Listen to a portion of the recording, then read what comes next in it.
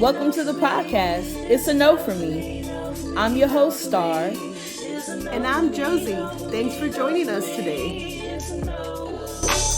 Baby, it's a no for me. It's a no for me. Yeah, so we out here, season 2. Lots of brand new things coming your way. Any Yeah. updates for you, Josie? No. We started the class or the training program, so that was awesome. Sis says, no. Followed by just living out my best life and my dreams. That's all. Nothing so How serious. was it? It was actually pretty good. We kind of just went over like group expectations, like what we want to create as our principles, which is pretty important to establish at the beginning of something. That way, if things come up or things are said, you kind of know, like, dude, this is confidential. Don't be sharing it with others. It's about growing like a tight knit group amongst us, so that we could kind of feel comfortable in sharing about our project more. So Okay.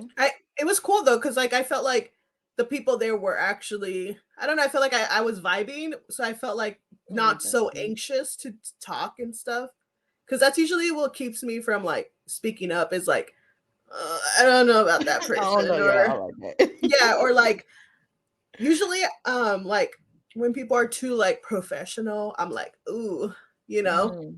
but Mhm. I don't know, I felt comfortable, so it was cool to be able to initially start off a group feeling comfortable. That way I could feel, or just continue to proceed to do good in the group. So it was Okay. cool.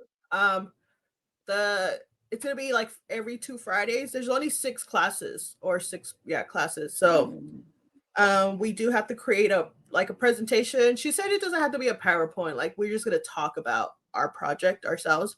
Um, and then like, so we could receive feedback of how we could make it actually happen. So it should be cool. Um, yeah, So I is look the forward to it. idea to, after like the 6 classes, have a project that is launched? Is that the goal? Yeah.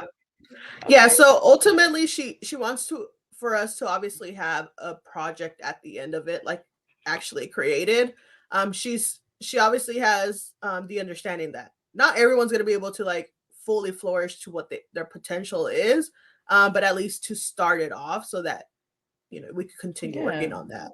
Um it was cool because there was a lot of people who were in it who were from like LA, and they were kind of talking about like the organizations that they're already working in, and I'm like, and then they were saying like, yeah, this is just volunteer, like we just help, and I'm like, I should probably start doing that, so like I could like start building like network, because that's usually what, I Yeah. don't like going nowhere, so therefore I have no network. So And when um, we were, working together, I remember yeah, us saying like, "Oh, we should go here." We never went. So that's actually no, a really great idea. yeah, because I guess It'll they help do you like be around an like-minded event or people, something. which is the goal. What Say happened? that again? Oh. What'd you say? I was just saying that it'll help you to be around like-minded people, which is the Mhm. goal. You know? Like, Exactly. I keep Yeah. saying I need new friends. Well, I want like-minded friends. So that's a really good place Exactly. for you to start. Yeah. So I'm like, all right, let's see. We basically have like a Discord, which is, you know what Discord is, right? Where Mhm. you kind of chat and stuff. So there's already like people sending certain events and stuff that they're like, oh, if you're interested or if you find it beneficial. And I'm like, all right, I guess I might have to start. Yeah. Well, I will for sure have to start doing more pop-ups, but for now I'm focusing on like the development of it more, so that it could be more concrete for it to actually work, basically. So Okay. we're in the developmental stages. That's what I'm saying. Period. Okay. It's coming along. It's coming along. We love that. But That's what's up. it's going good. That's the Okay. newest update for me. Love that for you. That's what's up. So I guess updates for me. Still pending on my working schedule. So I did hear back from them, which is good. It's just the process Okay. is hella slow. Dope Dichotomy, which is my LLC. I'm considering doing some things with that. Um, I need to publish my journal, finish that up. Um, and I'm contemplating on like I know that Karen Bass, our mayor of Los Angeles, has a lot of funding for the homeless population. So I'm considering branching off in that field as well. But I don't want to give too much away. I just those are pretty much my updates. I'm considering I feel like I learned enough about the field to start somewhere. Like maybe not have it all together, but to start somewhere. So Yeah, that's dope definitely dichotomy a is good coming thing. along. Heck yeah. I remember Yeah, just it's thinking like good. I could do this my damn self. So I mean, it may be Yeah. not everything, but there are some places I can start. So Oh working yeah, on that. definitely. That's about it. Yeah, Well, that's good to hear. It's it just is. forward movement for sure. Oh yeah, for sure. Now we're like Uranus is still Uranus. Um, That is the funniest planet. I don't care what nobody says. it's funny because if I don't take my time to say it, I say it wrong. So I'm like, Mhm. Jesus, a little Mexican over here. um, but that's the only planet that's still retrograde. But since that's why Mm. we were kind of in like that stage of like, what's gonna happen or what are we doing? It felt like so much of like a little bit of an unknown, I would say. Um, Mm. But I mean, it's obvious it was Mars and Mercury which play a big part in like our thinking, our action. So now that they're forward again, it's like, come on, it's Right? forward Get on movement. Just get track. your things Let's going. go. Yeah. So Feel that. I I know I'm looking forward because I'm like, all right, today's the new moon, um, and it's just uphill from here for basically. So Yeah. I think it's happening at the perfect timing of this as well for me. And it's funny. That's what remember I had told you like the dates of when this is happening is like in astrology is In good alignment. dates for alignments happening. So Hmm. I'm just like everything happens, bro. Okay. Everything happens That's for why a I like reason. astrology because it does really synchronize to day to day life. So that's my spiel on it. I get it. I get it. Yeah. Yeah. I know for me, I was sitting here like, somebody said something about a retrograde, and I was like, who the fuck is up there still retrograding? Like, what are y'all doing? Get it together, people. Planet. Love it. But I like Love it. Love it. retrogrades because they're the time where you have to work with it to understand what needs to be Readjust. fixed. Yeah. The point of it is to redo, rethink, read all the reads because it obviously didn't go well. So it's giving you the opportunity to go back and fix it. So that's Yeah. why I personally really do like retrogrades because it's a moment of it's kind of like a second chance or there's multiple chances at it, but it's another chance to get that little thing that you didn't get right and then push it forward. So Yeah. I mean, but it speaks to the true, I mean, whether you believe in it or not, it speaks to the true nature of life anyway. yeah. You take a couple steps forward, a couple steps back, a couple, like it's up Yeah. and down, and that's what life is, essentially. Hmm. Yeah, exactly. I feel it. So that's the retrogrades for y'all. Okay, clearly, y'all, I don't even know how to pronounce it. Uranus. Uranus, right, is still in Mercury retrograde, in retrograde. I think I think it goes So, retrograde tomorrow or direct tomorrow. I think so. mm, So it's not too far off. That's why I'm saying like like literally today is new moon in Aquarius, which Aquarius is already like a really good energy.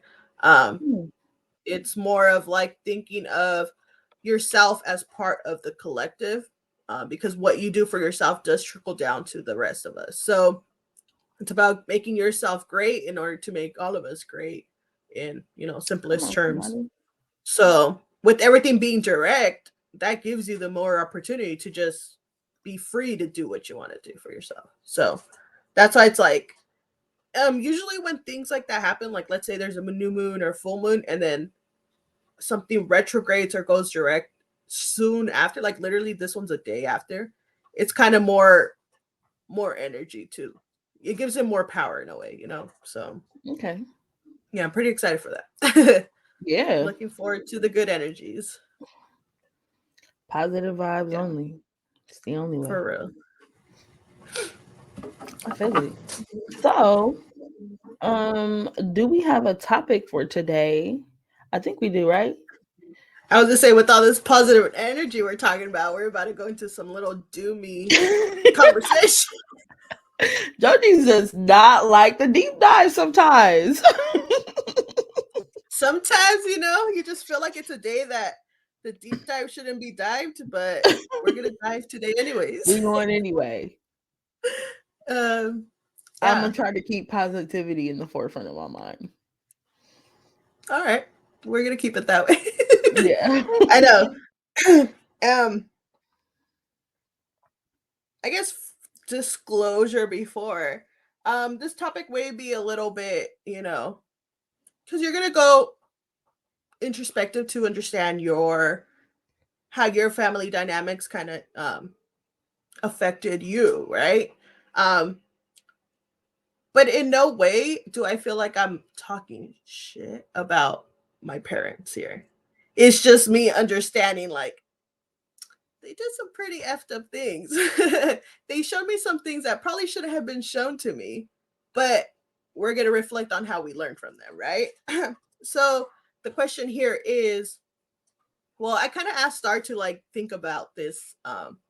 So it's the question is of how do you think your parents' display or attitude towards behaviors played a part in how you developed your relationships, right?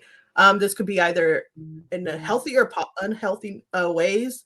Um, but ultimately, it's about how do you think, or what do you think you absorbed from them? Or also, what things do you for sure know you told yourself you don't want to be based off their actions? So,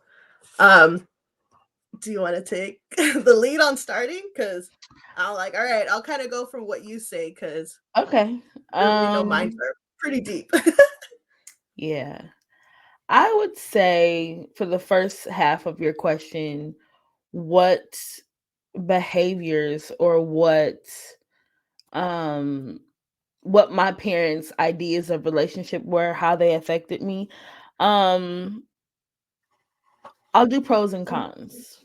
I'll do pros and cons. So maybe the cons should go first so we end on a positive. So we could give it some positive at the end. I'm trying to say positive here. Okay, so the way I imagine or the way that I picture my family dynamic, I grew up with my grandparents, um, but my mother was, in some ways still a part of my life up until the age of 7.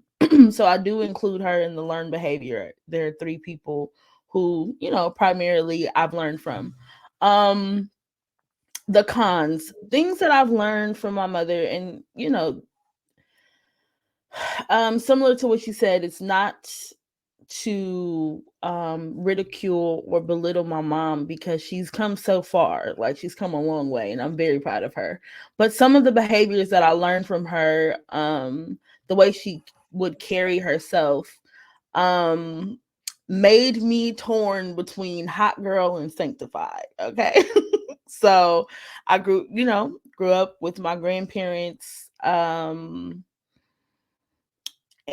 their idea of image was completely different than what my mama was showing.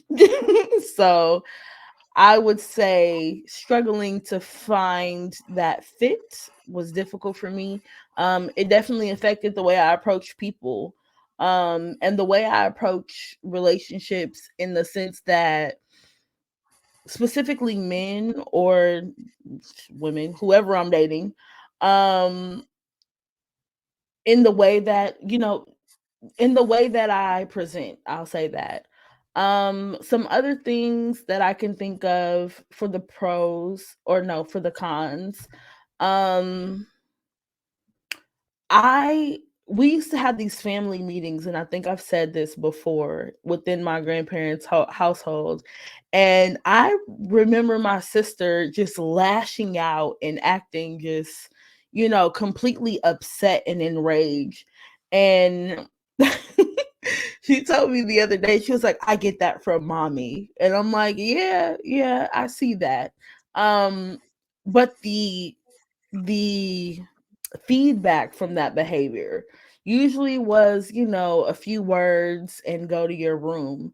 There was never accountability, and there was never like a resolve. And so I noticed in my family dynamics, finding a resolve for shit can be very difficult. Like even now for myself, where I'm struggling going back and forth because that's familiar. Like it's familiar to not fucking know. Yeah. And so, that's how you get these indecisive people. um, I would say for some pros, so I'm trying to think, is that all the cons, behavioral wise? Watching my grandparents, you know, old time love to me was very beautiful. Seeing a couple stay together for 40 some odd years, almost 50 years. I mean, it's what I hope to have someday. Um, Everybody has their ups and downs, pros and cons, and arguments. But one thing I think might have benefited was for them to be truthful and honest about what it takes to maintain that relationship, um as opposed to protecting appearance. Because I Mhm. feel like I got out here in the real world, and um it's there's so many other things that go with it, right? Communication um is a big part of it. So if I'm not seeing that, I feel like it can be detrimental in development.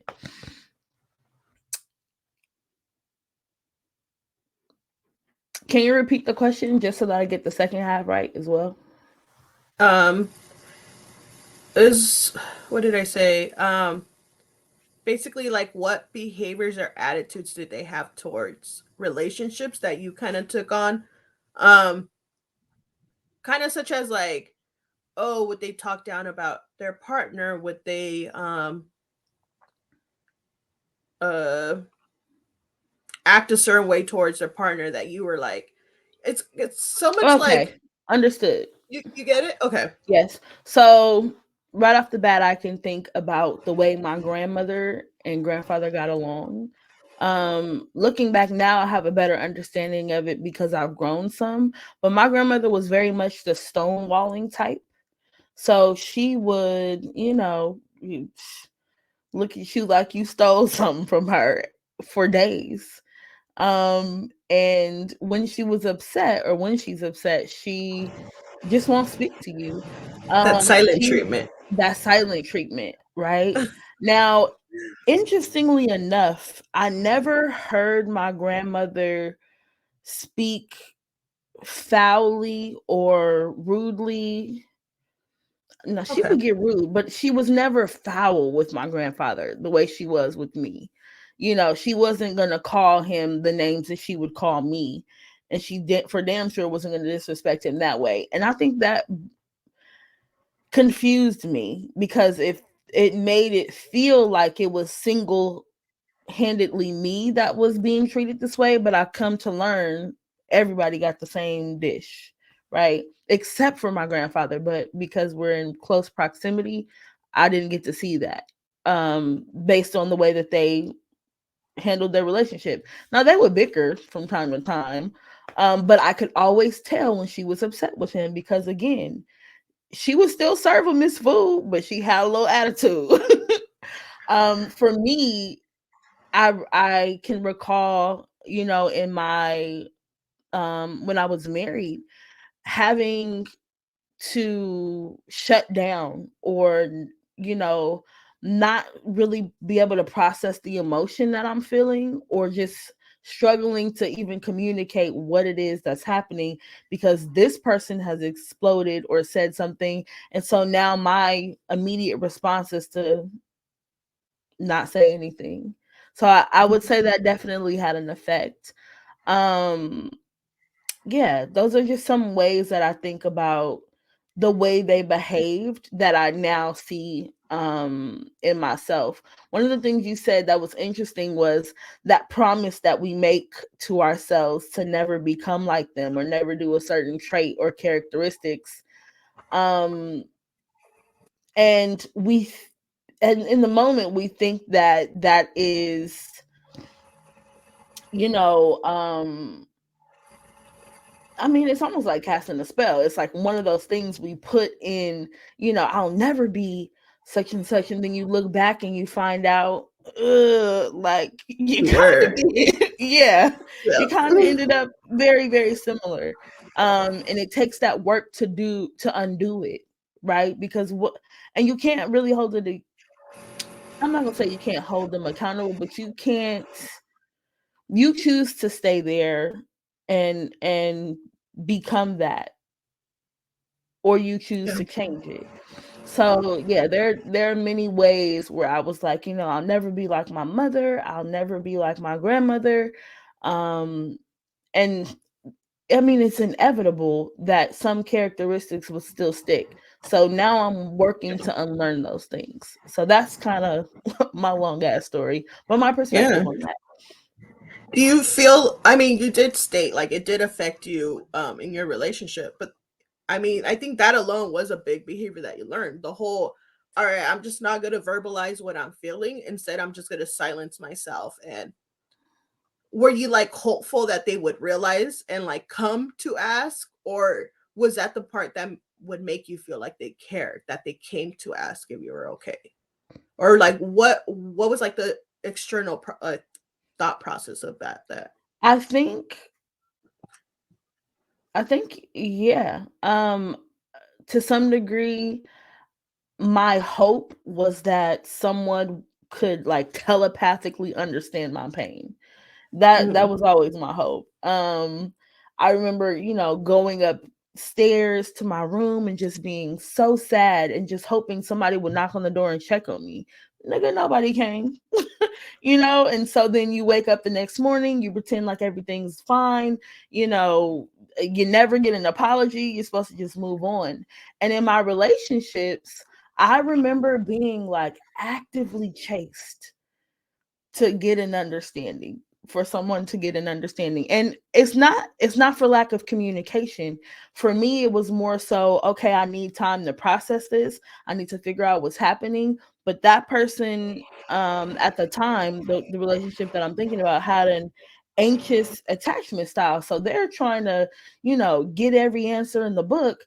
And I would be lying if I didn't say at least it made me feel like somebody wanted to know. But at the same time, you know, I didn't even know what to do with that, because once I told you what I needed to tell you, or once I've been able to communicate what it is, we go in this circle, right? And so now, okay, you have an understanding, but you do it again. You have an understanding, but you do it again. And it just becomes this weird cycle. So I would definitely say that to some degree, I felt valued in someone coming to want an understanding. But then also at the same time frustrated if I could not give that clarity or that answer. Yeah. It's a weird cycle in a sense for me. Okay. Yeah, it definitely, I mean, it definitely affected you. Yeah. But I mean, you're working on that now so that it doesn't continue to affect you, because in reality you're just hurting yourself by not verbalizing what you're feeling at the moment, you Oh, know? for sure. Just that repressed emotions that later on come out or become resentment, and it's like, okay, the relationship shit now because I didn't learn to communicate these things. I think that was one of my main things, communication. I don't know. I would say, yeah, I wouldn't. I don't know if I gave like the silent treatment, but I for sure wouldn't verbalize what I wanted to say. I think mine was more so of like, let me just go along with whatever the other person is saying, just to get it over with type of thing, you know. Um, but I guess I'm glad you went first because that was a little bit more positive than the ones I feel like I'm gonna share. I But told you I was gonna try to stay positive. But I know after you, I'm gonna be like, oh yeah, in this one time. I'm gonna try to stay positive too, but this at the end of the day is my reality and what I went through. Absolutely. So Yeah. I'm not gonna share this in the way of talking smack about my mom because I love my mother. It's just to I guess highlight what could come out of what you observe as a child, right? Yeah. So growing up, I guess to summarize it all, my mom had about 6 different like husbands through my lifespan as a child. Mm. I never really knew her with someone particularly. It was always, I think I've shared this like in our one of our first episodes, that I kind of distinguish my life based off like her partners. Like, okay, this is when we did this with this happened during this time with him. This happened during this time with him, you know? It's kind of how you keep track. Yeah, I get in a that. weird way.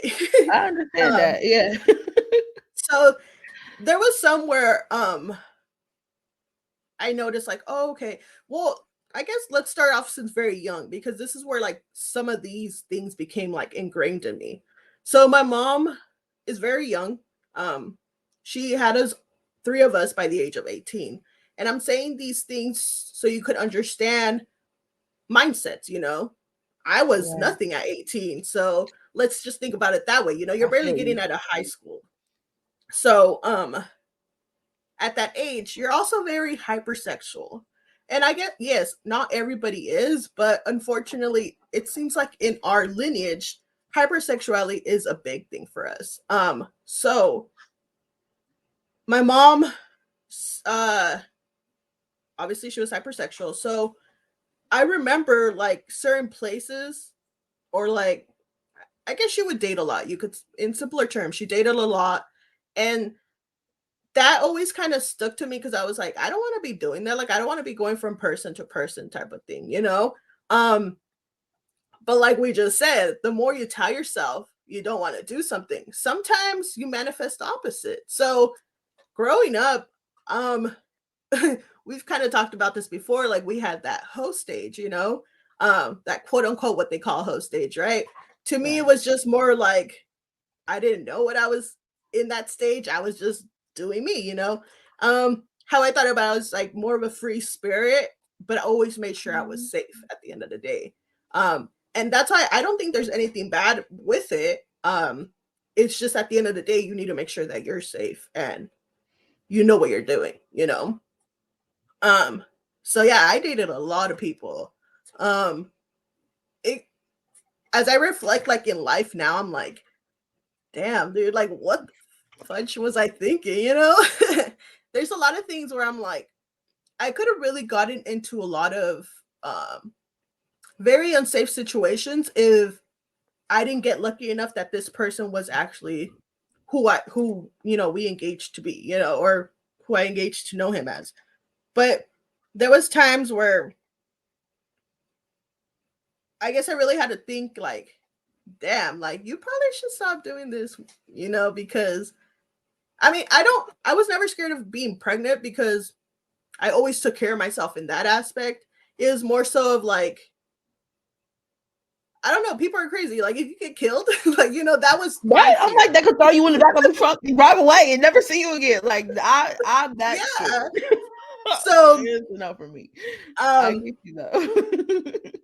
I think I was like 22 when I started like slowing down and realizing like, yeah, maybe I should just understand who I am and like actually care for myself. Because how I translated that in a way, it was more so of like, you don't care for yourself. Or like, I guess you don't really value your worth if you are just sharing it with everybody type of thing, you know? So, um, I guess another thing that I kind of observed from my mom was, well, I guess the basic or the obvious one here from previous stories is domestic violence, right? It was very prominent in my household. Um, I guess during one of the husbands, he was from that bracket of the religion when I had all that religious trauma. That was that section with him. Gotcha. He's the one that also where I noticed, honestly, because I honestly don't think my mom dealt with DV situations besides him. So this guy was the one that displayed these DV situations, which at the end of the day caused me a lot of anxiety. Even till now, I would say, because it does happen a little bit. I'm not gonna lie.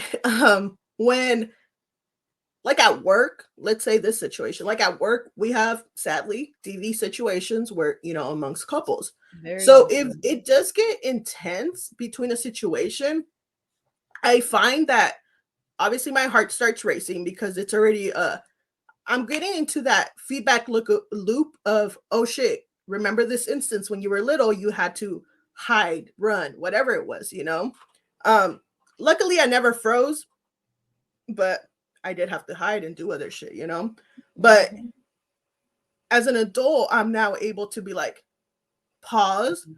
You're not in that situation no more. Now you're just helping someone get out of the same situation. So I'm able to kind of use what I learned to reverse that for somebody else. But like I said, it did cause me internal, things because it's giving me that anxiety. So DV situations for sure are something that I try to avoid the most of because it kind of triggers me back to childhood. That's one I'm still working on, like I said, but um it definitely played a part in how I see relationships. When I was my very first boyfriend, I started dating him when I was in 7th grade to I think 10th grade. Hmm. 7th through 10th grade, he was my boyfriend. So, um my dad would like take me to his house and shit. Like my dad knew him and liked him, so that I think that's why we stayed together for so long. But I remember it was around, well, it had to be towards the last year. So in 10th grade, um, I remember going to his house and then I don't know. At this point, I don't remember what transpired, right? But I do remember he like slapped me, and I was like I was literally like, "Hold the fuck up!" Like this mofo just did that. Girl. Yeah, and that I literally was like, "No," I was like, "I'm not about to do this." I remember his brother was like, I don't remember if he was coming down or he heard or something, and he started talking shit to his brother. Um, and at that instance, I just left. And I never talked to this guy again for like 4 years till he like sought me out again. And then we were just kind of like, we didn't rekindle the relationship, but we talked about like, bro, you fucked up. Like, you don't do shit like that. You And fumbled. I kind of helped him process it as well because he was a cholo, right? So, yeah, one of those. But It's all good. he sadly grew up in a family of Mhm.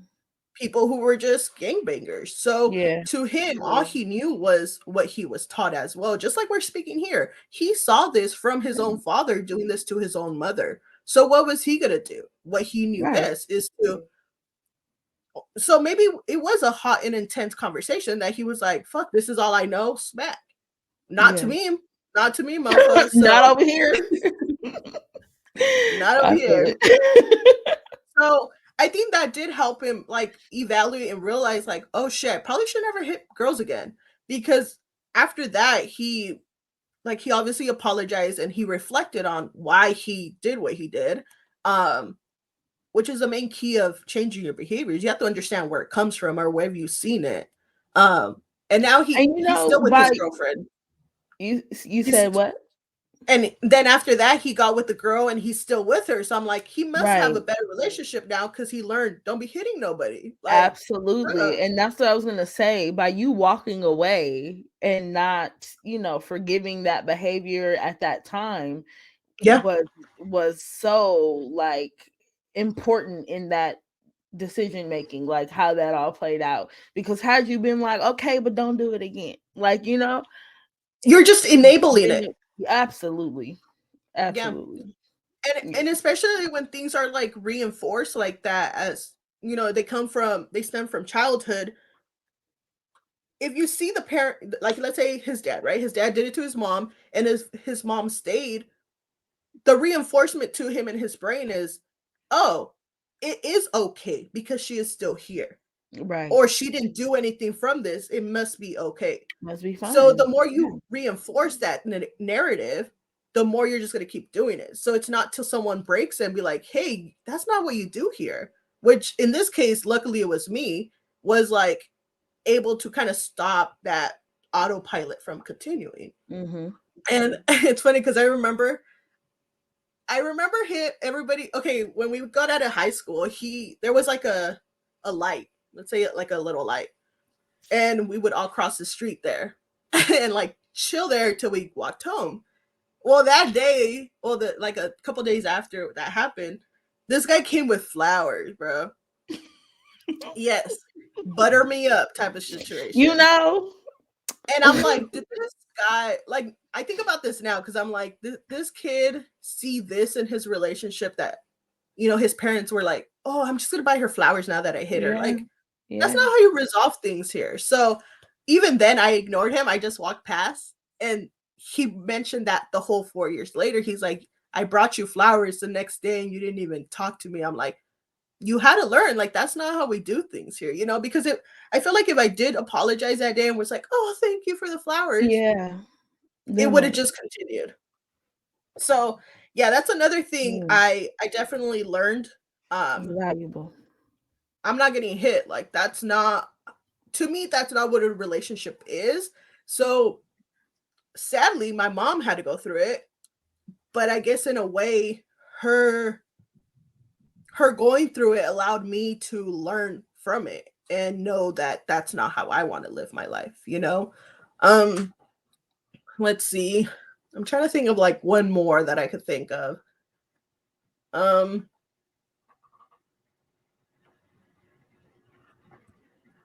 well, I was gonna mention, I was gonna ask you this. Mhm. The way you were raised, do you feel like you had to cater to a guy? Like, were you told you had to? Because I could speak for that. And like during that guy, the DV guy, she had to cater to him like a motherfucker.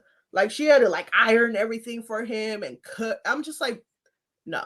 So Right. all the other relationships, I've just been like, I don't do that. Like, to me, it's like we're equal parts as humans.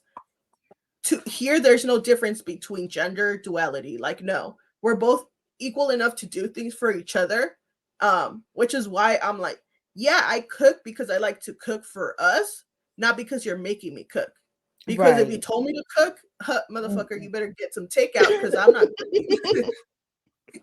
Like, I just don't Um, like being demanded things or to yeah, do things. no. And I'm very similar in that sense where I don't know that I would say I had to cater to my partner in the sense of acts of service, but I definitely cater to them in the sense of like emotional support or that healing,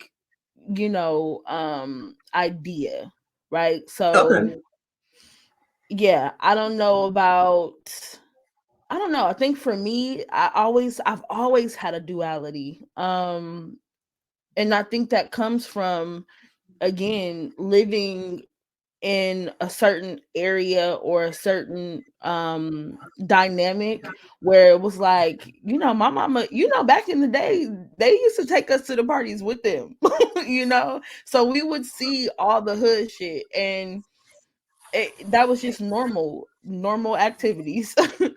But Mhm. then moving forward and going into I mean, a more stable home in the sense that it's secure, and that I would have a roof over my head. um there was that duality of like independence, like nuck if you buck, like, but also mixed with that nurturer. So I think for me, I don't necessarily, I would serve my grandfather all the time. Like I would literally just serve him. And not because he made me or asked me to, but that's what my grandma did. So okay. When it Yeah. came to my past relationships, I think there's still some of that in there. But I think now what has to happen is my love language should also be met, or my needs should also be met in order for that to really take place, as opposed to just Yeah. assuming I'm supposed to. Yeah, I agree with that. I feel like um a lot of like my mom's positive attributes were always being caring to us, her children, regardless of like what she was going through, you know? Mhm. She, and in a sense, like even to her partners, like the partners where I realized she really, really liked, because obviously there's some that I mean, there was quite a few that obviously some of them weren't really like um a real relationship, I guess you would say, like really Yeah, appreciative to her. just one of them But the blue ones thang that, babies. yeah, I um, mean, but the one that like the ones that I know she for sure really liked, I could see how she would behave towards them, you know, like the things she mhm. would do for them. So, um, that showed me to still care for a partner, you know, regardless of what they do for you. Like it's just in a way you're just showing your appreciation by doing little things, which is like the acts of service, regardless if the person like that's their way of receiving love. Still doing those things will fulfill how you feel because they, you Yeah. know, they make you feel good. So yeah, I definitely do think there was some things that my mom, I mean, till this day does, and I'm like, okay, If like you had to I guess, like what that. would you say your mom's love language is? Because acts of service is not my love language at all. Well, I'm not gonna say at all, but it's not like the top one. Huh? I don't know, because there's acts of service, words of affirmation. Gift What's giving, physical touch, and there's one more. Acts of service, physical touch, gift giving, words of affirmation, and quality time. her? Oh, that's hard. It may be more of like acts of service, maybe quality time, maybe so. Okay. Um, the only reason I question quality time is because a lot of the time she wasn't around because but that's because she had to provide, you know. Hmm. So, um I do want to I don't know. I don't know, that's crazy. Now that I think about it, It's I'm like maybe I okay. should evaluate her more to see what's up. Yeah, I know because what made me think of that is my grandmother's, um from what I've observed, if I had to guess, I would say gift giving is number one and acts of service is number two. And I used to, I guess, shame her for that, because Mm, they weren't mine, or because I didn't value those two love languages. Um, yeah, so I don't know. I think it's interesting. I think that also plays a part in my relationships, the way that I approach. Um, for me, words of affirmation, again, we've gone through this before, but I prefer speaking life, because one thing that was consistent across the board was a verbally abusive home. So now I prefer to speak life, right? And so to me, it was like, fuck your gift. I don't want your gift if you're not going to apologize. I don't want your gift if you can't pour into me, type thing. So I learned in relationship, again, that need has to be met for me as well as my partner. And that's one thing they were able to do, at least my grandparents were able to do, and even my mom today in the relationship. She's been married for well over 20 years. Um and like I said, I'm proud of everything she's overcome.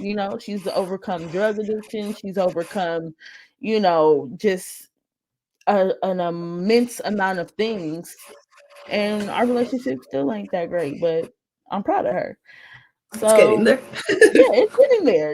I think about her love language. She also loves gifts. So Yeah. yeah, for me, and I hate to sound like I take it for granted because I really truly was fortunate. I was watching a TikTok earlier and it was Tupac speaking, and he was like, kids who get everything they want for Christmas and they have birthday parties, and they are basically fortunate, that doesn't prepare them for the real world. And I was like, is that true? Like, is that a thing? I don't know if gift giving, for me, gift giving doesn't solve anything. But for the person who admires it or who loves it, or that is their language, it makes them feel loved, just like any other love language. So I think it definitely plays a part. Yeah, I feel like in that instance, they're probably seeing it as an extreme, like kind of like wealthy off parents who just give their kid everything without Mhm. them having to do anything in return, which I get it. As a child, you're not going to put them to work to get the things, but you could do things within their developmental levels, right? Like, okay, get good grades and you'll get this. I think it's gift gift giving is kind of like that reinforcer of if you do something, you'll get something type of thing, right? Yeah. So I think they're saying like if you get everything handed, you're not going to want to work for anything. And I have Yeah. seen that. Like if people are way too wealthy, they're not gonna, and everything's always been handed to them. It's not like, Facts. oh, I'm gonna throw a tantrum and I'm gonna get it. There's some parents who are just like, oh, I love you here. Those are more so like, but I don't know. I do think that the ones that, are given things when they kind of as a, what is it called? Like an incentive for doing something. That's showing you rewards of life, not really of, Hmm. a kid who doesn't want to do anything for themselves. Yeah, I would agree. Yeah. I mean, and again, I think, excuse me, for me, my quote unquote gift was, or my quote unquote apology, I should say, was always Mhm. a gift or food, right? So that's another relationship thing. If I'm in a relationship and I'm feeling you, oh, I'm throwing down in the kitchen. That's off top. But I again wonder where that comes from. We're on days where I don't feel like fixing myself a four-course meal, but I would do it for a partner. It's little things like that, learning about how people show up in relationships. Now, of course, I meal prep for myself. I do all those things. But back then that was a real thing, you know. Yeah. So yeah, I again, I wonder how our parents quote unquote love languages affect the way we show up in relationships. But Yeah. It's pretty interesting because I feel yeah, like they definitely play a part a lot. for sure. It's just a matter of how you perceive them and how you process them, Mm-hmm. mainly. Yeah. Agreed. Yeah. Is there anything else you want to share? Anything else that came to mind while we were talking of all these other ones? Um. No, not necessarily. I just say for anybody listening, learn to fall in love with yourself again. Um, Yeah. learn your love languages, because you can pour into yourself and love on yourself the way you feel like somebody else should. Um, yeah, that's all I would say. Honestly, I think about our parents, I think about things we've learned. It's not too late to unlearn something you are not happy with. And it's not too late Yeah. to change. Yeah. Yeah, that's what I was about to say. Like, it comes to the point where, we have to understand what we like and what we don't like and learn to learn that we're able to reparent ourselves. Yeah. You know, there's a lot of us who didn't have the best childhoods growing up, but that doesn't mean that you can't be the one to do that inner child healing work and reparent. You know, it's all about just validating who that suffering child was and letting Right. them know or reassuring them that they're okay and that you're doing fine now in the present and here, right? Just because it happened, you know, obviously back then doesn't mean you can't work to heal it. Because if you do, you know, do that work, you don't only heal yourself, but you heal lineages, you know, beyond you, because then Yeah. it doesn't get transmitted to them. So that's why I do think it's very important to do that work. And I mean, just speaking about it or share it with a friend, like we do here, you know, yeah, me and Star are talking amongst each other, but we're obviously sharing it with you guys. And that helps for us alone. I mean, I could know for myself, it helps me process things. And then eventually more things will come up and I'm like, oh, that's right. And then I can process that, you know. I think the more we share and like are open to it, the more we will, you know, kind of, I guess, identify and process it, because once you process it, you're able to not let it affect you to the magnitude that it was before. Yeah. Which, And that's what we hope for. We hope for 1% a day. You know, yep, for somebody out there who hasn't forgiven their parent or who's struggling to forgive their parent, I'm not here to tell you you need to forgive them or you do or you don't. What I can say is make the commitment to yourself to just become 1% better each day. Because a lot of times people will tell you your parent did the best they could. And for some people, their best, I didn't need you to do your best. I needed you to be 1% better every day. And they may never ever get there, but we can make that difference and we can change because we're willing to, because we are in the process of loving ourselves. So exactly. that's what I would say. Yeah. That's all I got. I like it. So just continue to be great and love on yourself, because that's what's needed right now. Absolutely. All right, y'all. Well, peace. Season 2, we out. You see us out here healing and we're growing. Hey, not here. One more time for the folks in the back. Baby.